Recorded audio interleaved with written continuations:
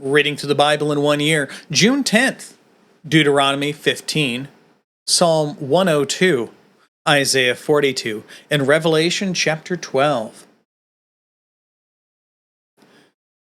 At the end of every 7 years, you shall grant a remission of debts.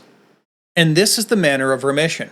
Every creditor shall release what he has loaned to his neighbor. He shall not exact it of his neighbor and his brother, because the remission from Yahweh has been proclaimed. From a foreigner you may exact it, but your hand shall release whatever of yours is with your brother. However, there will be no needy one among you, since Yahweh will surely bless you in the land which Yahweh your God is giving you as an inheritance to possess. If only you listen obediently to the voice of Yahweh your God, to be careful to do all this commandment which I am commanding you today. We talked about this before. This is a covenant of works. You must do this, and then God will provide that. This is very different from what we see in the Abrahamic covenant, where God just simply says, I will give you all of these things. I will give you the land, I will give you the people, I will promise to give you all of these things. That's what God told him. The same thing is said about our covenant with Christ. We don't have to do anything to receive what's been given to us, but simply to trust in his finished work on our behalf. That trust itself isn't a work. It's not something we must produce within us. God changes our hearts. He changes our mind. He regenerates us from the inside out. And he's the one who provides the faith that we have. If it was up to us, we absolutely would have been lost from the beginning. No one can keep themselves with Christ alone. Continuing on.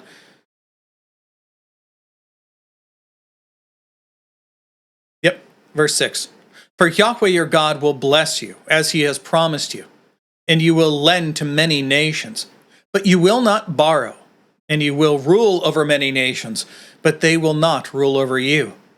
If there is a needy one among you, one of your brothers, in any of your gates of the towns in your land, which Yahweh your God is giving you, you shall not harden your heart, nor close your hand from your needy brother. But you shall freely open your hand to him, and shall generously lend him sufficient for his need in whatever he lacks. Beware, lest there be a vile thought in your heart, saying, the 7th year, the year of the remission of debts is near, and your eye is hostile toward your needy brother, and you give him nothing.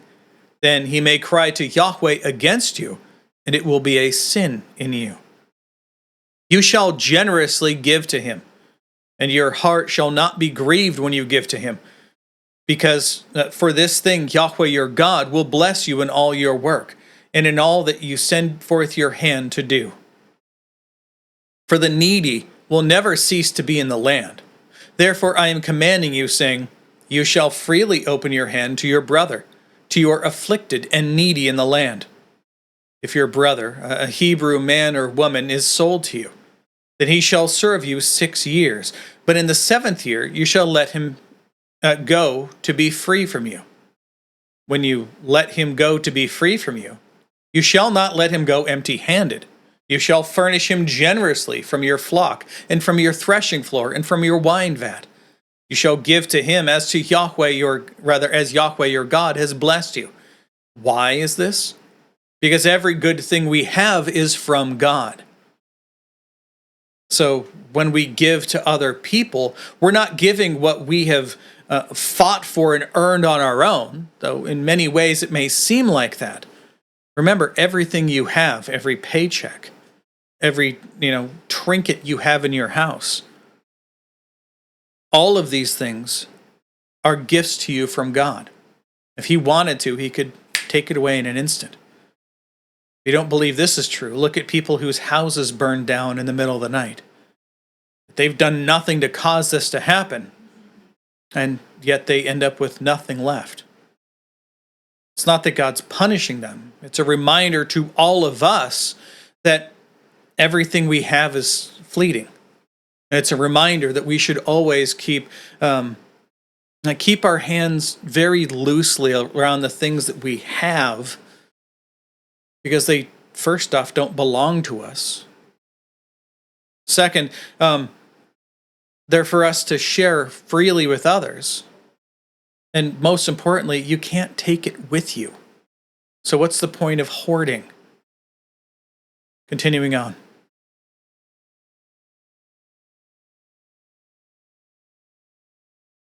I think verse 15. And you shall remember that you were a slave in the land of Egypt, and Yahweh your God redeemed you. Therefore I am commanding you this today. And it will be that if he says to you, I will not go out from you, because he loves you and your household, since he fares well with you, then you shall take an awl and pierce it through his ear into the door. He shall be your servant forever, and you shall do likewise to your maidservant. What's this?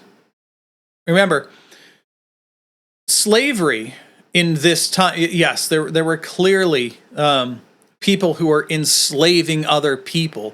That's been going on for generations. When there was a battle and a king would go through a land, he would enslave all the peoples and drag them back to his land, and he would make them to serve in his land. To tend the flocks, or to take care of the fields, or to mine, or chop wood, or what have you. These people would become slaves in that land. But within within Israel and within a lot of other places, again, the thing we're talking about a minute ago, where a king would come in and force this on people, this wasn't a common. It did happen, but it wasn't as common. They didn't have a whole lot of jobs. And yes, within Israel, everyone would have their own land, but they may not be good at managing it.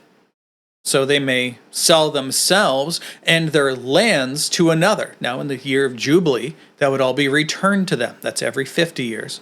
And if somebody sells themselves to you as a slave, saying, I will serve you and your household, which is what's being shown here, it's a contractual agreement. They're saying, you will help me take care of my room and board, and I will serve you, and I will I will take care of your fields, and I'll do all of these other things for you in your house. People would willingly put themselves into these positions. It's not chattel slavery, or what we've seen in, especially what was born out of England with their slave trade, of which the United States became partakers for a while. It's not that at all. This is a different kind of slavery. This is essentially somebody orchestrating a contract for work. Continuing on. One more point to this. That is why it is important that you as a slave, as a good slave, would work hard for your master. And this actually continued on through the New Testament times, where the term of us being a slave to Christ makes sense, because we've given up everything so that he will take care of us and our needs. We've even given up control over our own lives in the same type of way. That's what's being said here. Continuing on. Verse 18. It shall not seem hard in your sight when you let him go to be free from you. For he has given you 6 years with double the service of a hired man. So Yahweh your God will bless you in whatever you do. You shall set apart as holy to Yahweh your God all the firstborn males that are born of your herd and of your flock. And you shall not work with the firstborn of your herd, nor shear the firstborn of your flock. You and your household shall eat it every year before Yahweh your God. In the place which Yahweh chooses. But if it has any defect, such as lameness or blindness, or any serious defect, you shall not sacrifice it to Yahweh your God. You shall eat it within your gates. The unclean and the clean alike may eat it, as a gazelle or a deer. Only you shall not eat its blood. You are to pour it out on the ground like water. Now, Psalm 102.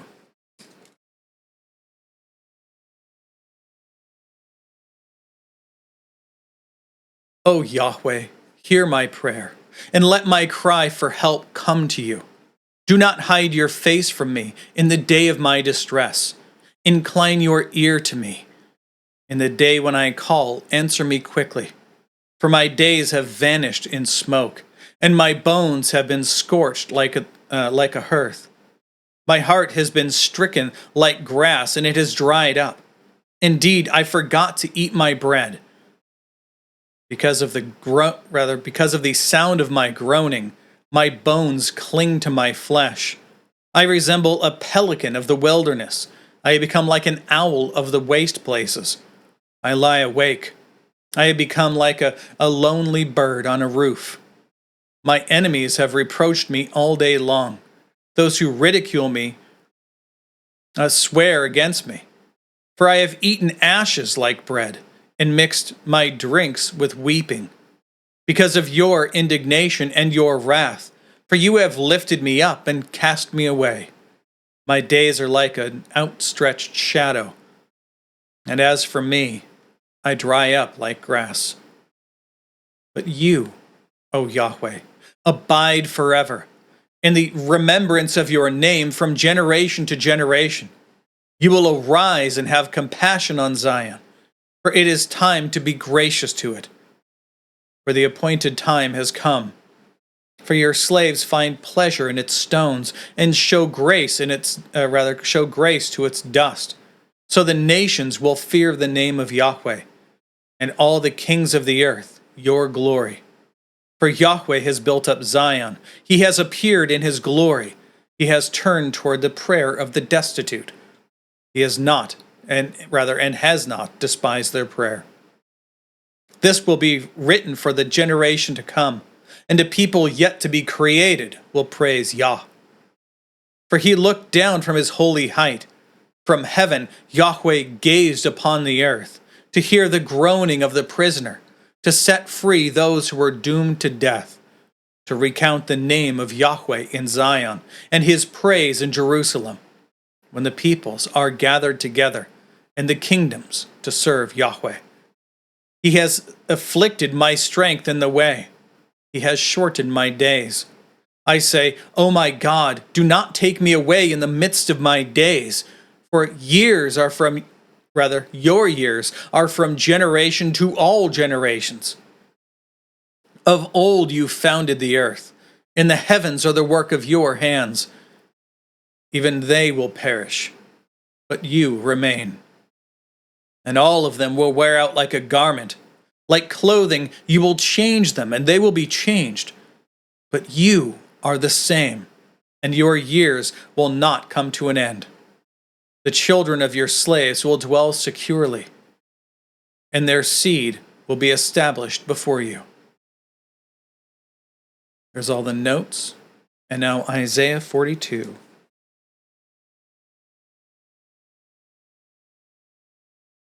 Behold, my servant, whom I uphold, my chosen one, in whom my soul is well pleased. I wonder who this is about. I have put my spirit upon him. He will bring forth justice to the nations. He will not cry or raise his voice, nor make his voice heard in the street. A crushed reed he will not break, and a faintly burning wick he will not extinguish. He will bring forth justice in truth. He will not be faint or crushed until he has established justice in the earth, and the coastlands will wait expectantly for his law.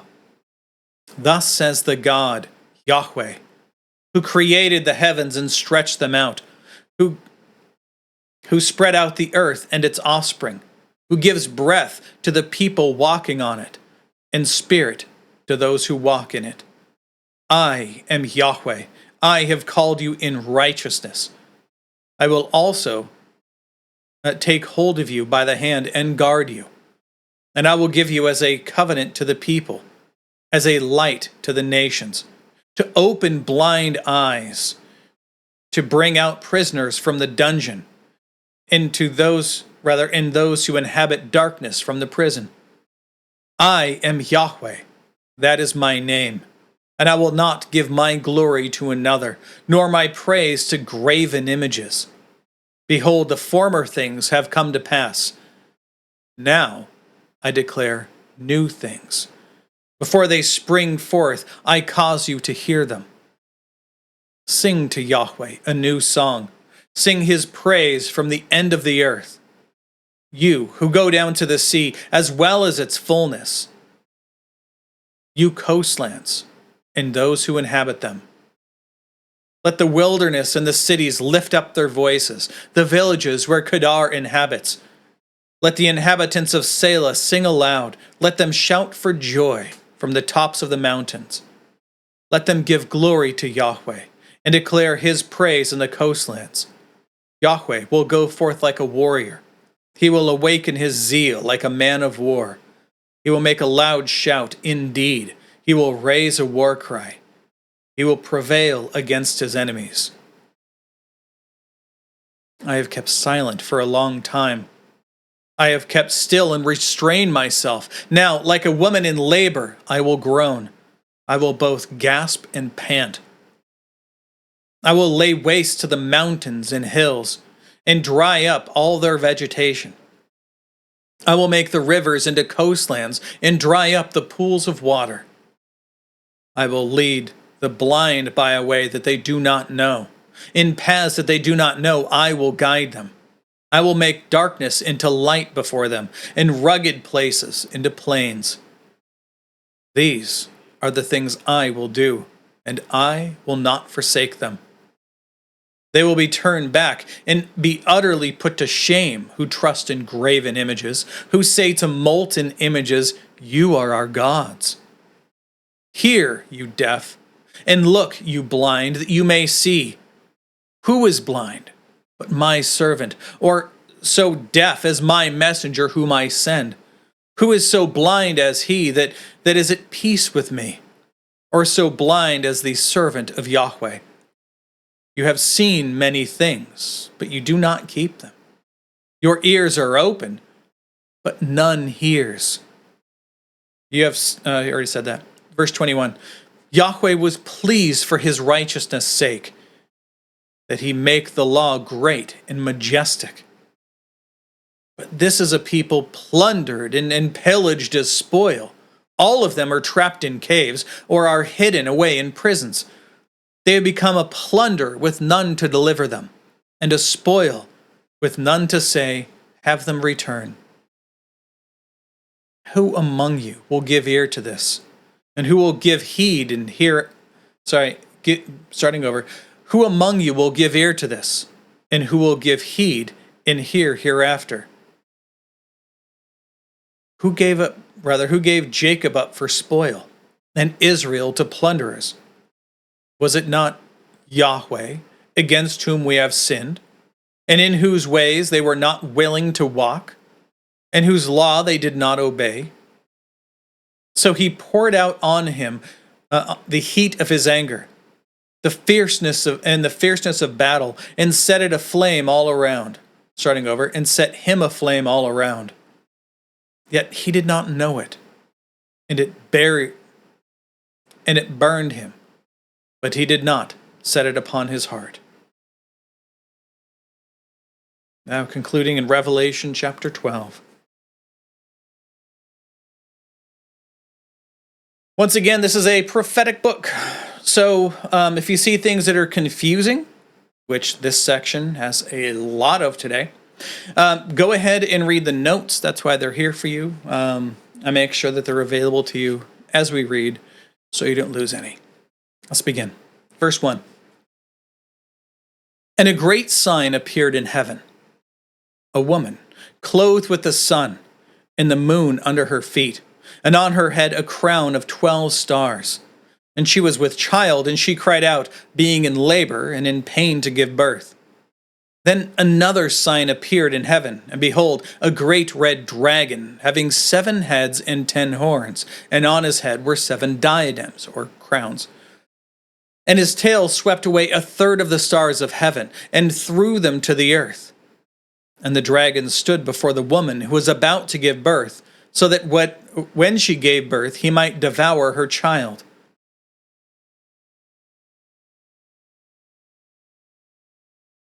Verse 5.